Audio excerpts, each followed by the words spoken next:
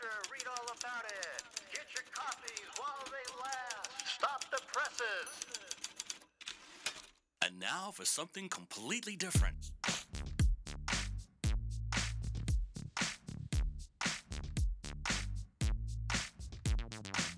Are you ready for a little truth? Are we not entertained?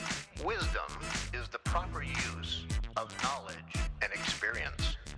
There are no safe spaces here. The truth shall make you free. It's showtime! So you want the truth, but can you handle the truth? Well, here's another fine mess you've gotten us into. Now that's entertainment. Enlighten me a little. What you say is quite logical. And what did we learn? Prepare yourself for a little sensory overload.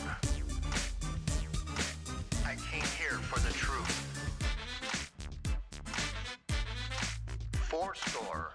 7 years ago. Stand by the roll show intro. Roll show intro in 3, 2, 1, go. This is the Craig L. Hayes Show. Hello, America.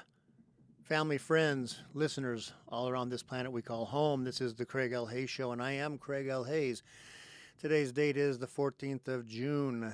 I've decided to do a couple podcasts today and put these on here.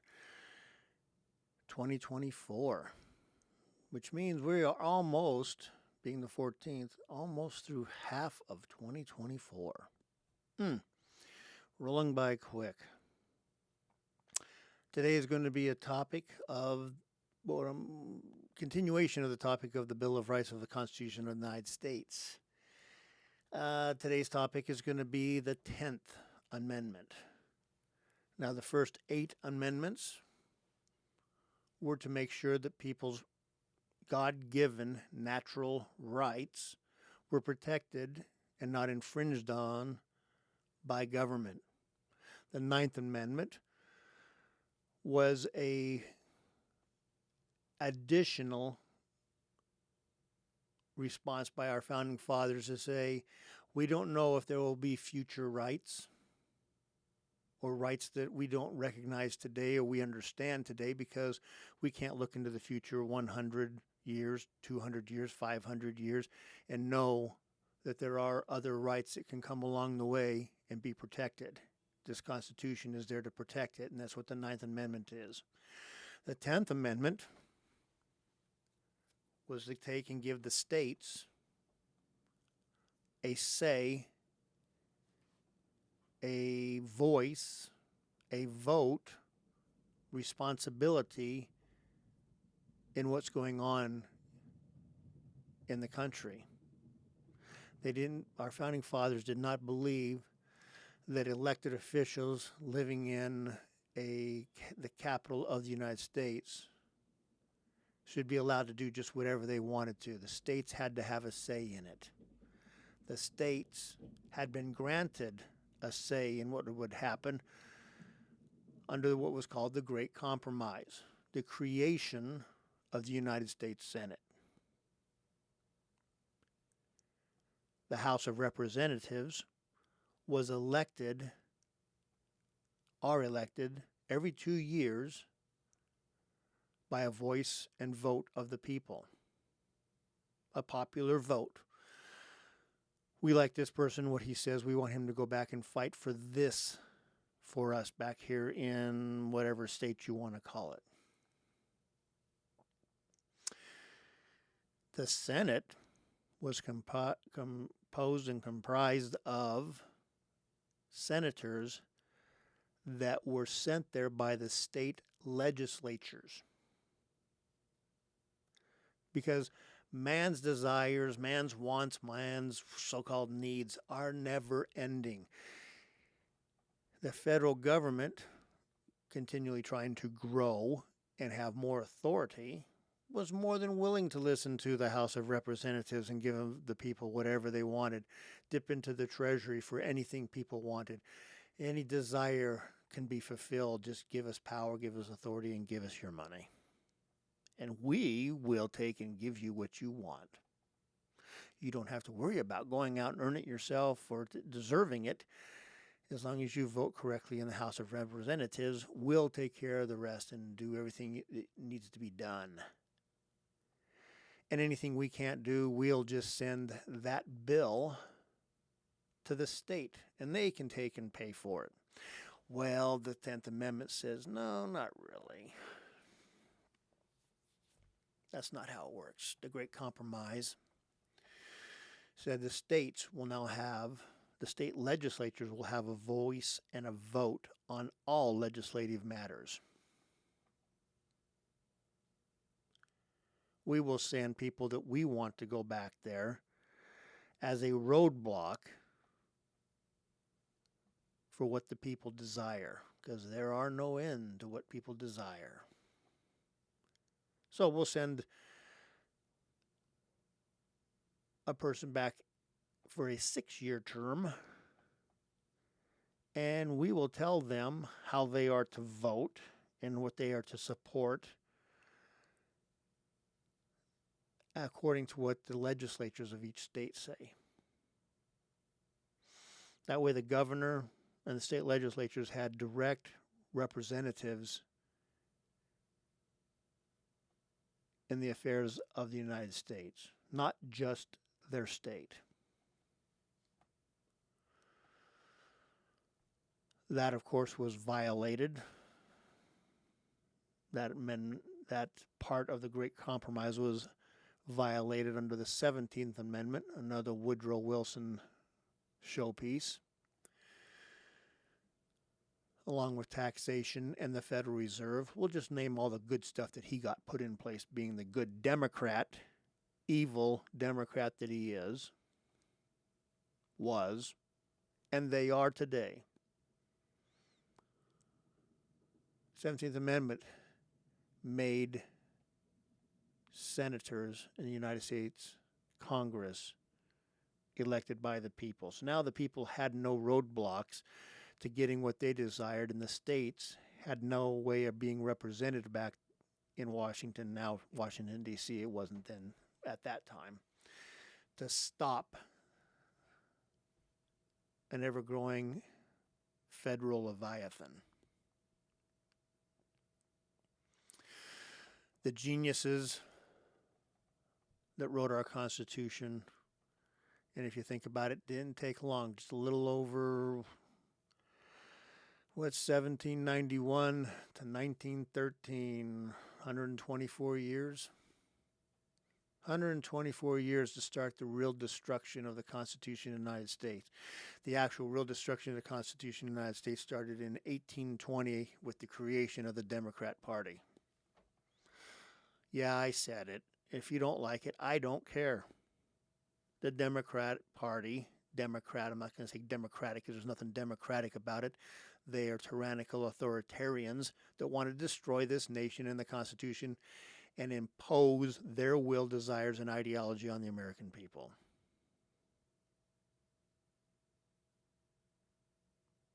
Period. End of story. Prove me wrong. So anyways, now that I got off topic a little bit on the 10th Amendment, let's go back to the 10th Amendment. We'll read through it, and then we're going to take and discuss it. And that'll wrap up the Bill of Rights at this time, and we'll go down and we'll pick a few other constitutional amendments eventually and talk about them, now that I've already talked about them a little bit. The powers not delegated to the United States by the Constitution, nor prohibited by it to the states, are reserved to the states respectively or to the people. It was really simple for our founding fathers. In all the articles of the Constitution, sections of the Constitution, articles, Bill of Rights, how the federal government was to operate was laid out very specifically, very much exactly what they were and they were not allowed to do. And it didn't take long for them to start changing it and playing with it and destroying it.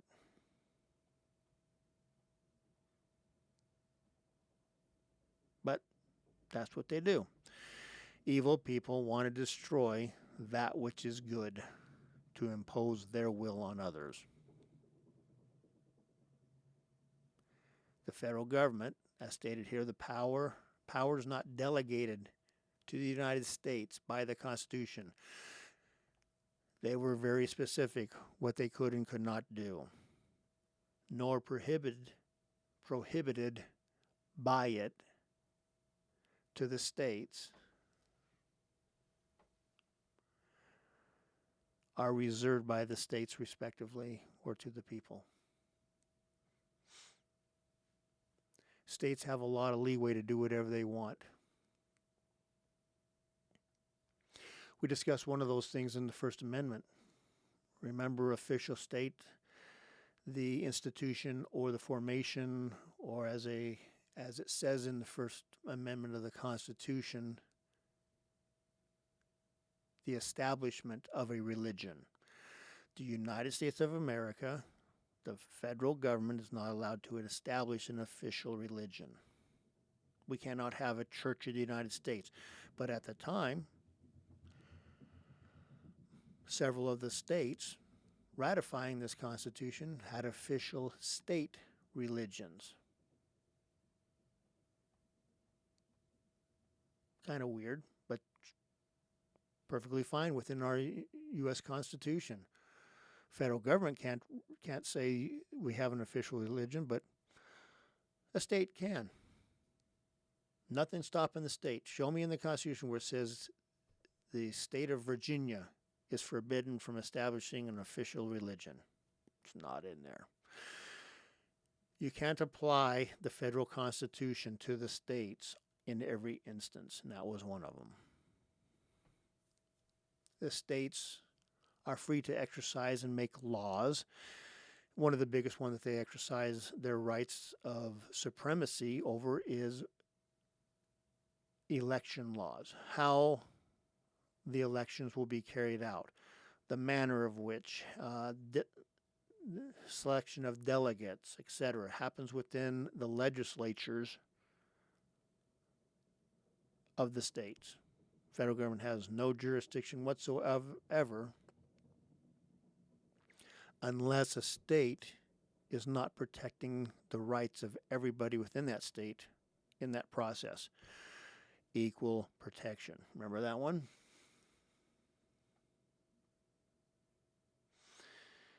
That has been abused also. And it's always abused by the Democrat Party. It's always amazing to me. How can anybody be a part of that party, as evil as it is? But anyways, we'll go back to this. I like the last part of it. They are reserved to the states respectively or to the people. It always comes back to the people hold the main rights in this nation.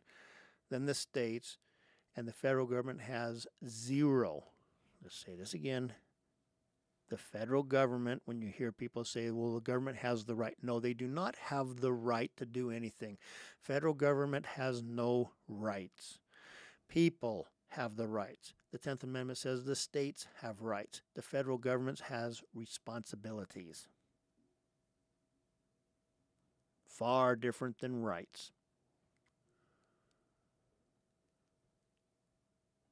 Far different than what the people hold. So, that is the 10th Amendment. And here's something else. Let's talk a little bit about 10th Amendment and the states exercising their rights. How do they exercise their rights? Well, let's go back to a doctrine called, what's being pushed out there called equal footing or equal standing or whatever we want to call it. It's to tell the federal government that the Bureau of Land Management, BLM, is unconstitutional. and the federal government doesn't have a right to own any land within the United States, except for military bases and federal courthouses and federal buildings that are needed to operate in that area. Why is it that land east of the Mississippi River, only 5-10% maybe, the federal government claims ownership on through the Bureau of Land Management? But once you cross the Mississippi River heading west, they claim 90%, sometimes even more in every state. I know here in Nevada, it's like 95%. They claim is all ours. All of Nevada is ours. And we say, but it's the state of Nevada. It's not the state of the United States. Too bad. Tough cookies, stiff pickies, as they say in Australia. This is how it is. We own it. We paid for it because we went to war with Mexico, and we beat them in a war, and we took the land, and we paid them off and gave them $25 million and said, now beat it. Santa Ana, sorry, but it's ours now. It's called the Treaty of Guadalupe. But the people in Nevada, the state of Nevada, isn't allowed to control the land within Nevada. And if you really want to look at it, the federal government violates that constantly by having federal or national parks. There's no such thing in the Constitution as a national park. Am I glad we have these beautiful places being protected? Yes, but that's a state responsibility. It's not the federal government. Once again, the federal government growing and expanding itself into areas not specified within the Constitution. Now, if you were to say, hey, Craig, don't you think we should have national parks and the federal government protecting those for generations to come? I would say, yeah, but I also think we should do this. Why don't we write up another amendment and put it in the Constitution saying that we should have national parks and a park service that protects it? That would be cool. That's how it's supposed to work. Not just make up a law and say we're going to do this or that or the other thing. With no constitutional authority behind it whatsoever. So many agencies are like that. Once again, this is the 10th Amendment. Protect your rights. Exercise your rights. Don't let the government, federal, state, local, infringe or violate your rights. Don't let authoritarian police, politicians, government agencies violate or infringe on your rights. You first have to know your rights in order to exercise them and to realize when they're being violated. Please, everybody, read the Constitution of the United States. Learn what's in the pages there so that you can stand up for yourself. This is the Craig L. Hayes. I am Craig L. Hayes, and that is the Bill of Rights. We'll now move on to other constitutional amendments and discuss them. Until then, we'll see you later.